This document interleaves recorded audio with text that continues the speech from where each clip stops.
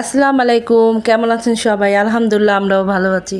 চলে আসলাম নতুন একটা ভিডিও নিয়ে। এটা গতকালকের মানে বৃহস্পতিবারে সকাল থেকে এই ভিডিওটা শুরু করেছি। তো সকালে উঠেই আমি প্রথমে চিয়া সিড ভিজানো পানি খেয়ে নিলাম, তো খাচ্ছি। তো সকালে মেথির পানি আর চিয়া সিড পানি ভিজিয়ে রাখি, কিন্তু দুইটা একসাথে খাওয়া যায় না, এই জন্য একটু আগে চিয়া সিড খাই, পরে মেথির পানিটা খাই। আর এখানে 2 গ্লাস দেখেছেন, 1 গ্লাস আমার হাজব্যান্ডের। তো চিয়া সিড সকালে খুব ভালো পেটের জন্য, শরীরের জন্য।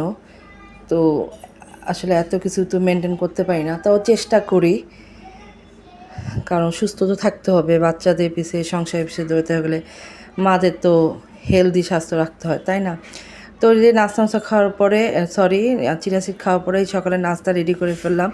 ছেলের স্কুল আছে, তাড়াতাড়ি নাস্তা রেডি করলাম। রুটি, মুরগির মাংস, এটা বুধবার দিন রাতের মাংস ছিল, সেটাই গরম করে দিচ্ছি, আর ভাজি, আর আম ছিল, আমের জুস করে দিয়েছি ওদের।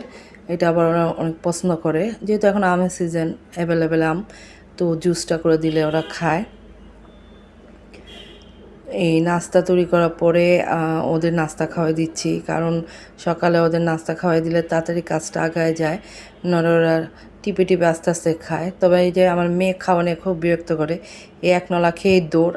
আর আফরাজ মাশাল্লাহ পেট ভরে খেয়ে যায়, আর ওকে একটু টিফিন দিয়ে দেয়, ওই টিফিনটা, কারণ ও 3টার সময় আসে, অত টিফিন লাগে, যায় 11টায় আর আসে 3টায়। তো ওর নাস্তায় যে খাওয়াই দিচ্ছি, অবশ্যই সবাই একটু ট্যাব দেখছে।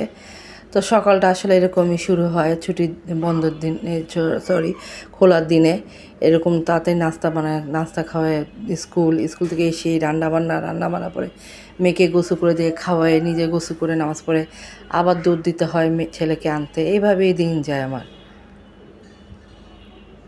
তো ওই যে মেয়ে খেলো না, এখন ছেলেকে খাওয়াই দিলাম।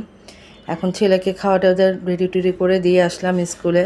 আসার সময় এত গরম লাগছিল, পরে একটা আইসক্রিম খাচ্ছিলাম। আসলে আমি চকবার কোন এই টাইপের বেশি ভালো লাগে না আমার কাছে। এই গরমে 20 টাকা দামে এই লরিটা আমার খুব ভালো লাগে। কার কার ভালো লাগে প্লিজ একটু জানাবেন। তবে আমার এই কম দামি এই লরি আইসক্রিমটাই ভালো লাগে, একটু টক টক লরিটা। তো এই যে স্কুলের থেকে এসে রান্নাবান্না তাড়াতাড়ি শেষ করে হাজব্যান্ডকে খেতে দিলাম। আজকে হাজব্যান্ড কি রিভিউ দিয়েছে ভিডিও সেটাই আছে অরিজিনাল ভয়েসে। এই যে করলাম, ঢেঁড়স ভাজি করলাম, আমি এইভাবে ঢেঁড়স ভাজি করি।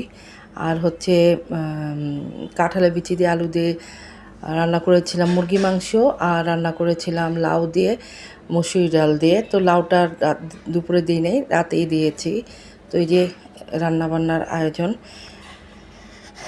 এখন হাজব্যান্ডকে ডাকছিলাম, তো হাজব্যান্ড এসে খাবে, খাওয়ার পর কী রিভিউ দিয়েছে সেটা আপনারা দেখবেন। তো আমি শর্টকাটে যতটুকু পেরেছি দুপুরবেলা রান্না করেছি। কাঁঠালের বিচি দিয়ে আসলে মাংস খুবই মজা লাগে, আপনারা কে কে খান, যারা খান জানাবেন। তো আমি চলে যাচ্ছি, আপনারা ভালো থাকবেন, আমার চ্যানেলটা সাপোর্ট করে দেবেন। আল্লাহ হাফেজ। তরকারিটা কেমন হয়েছে দেখো তো,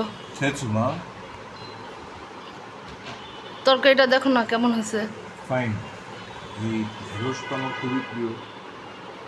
I like one of the most favorite vegetables. And you cooked chicken with what is this? কাঁঠালের বিচি। It's so delicious. Thanks for the food.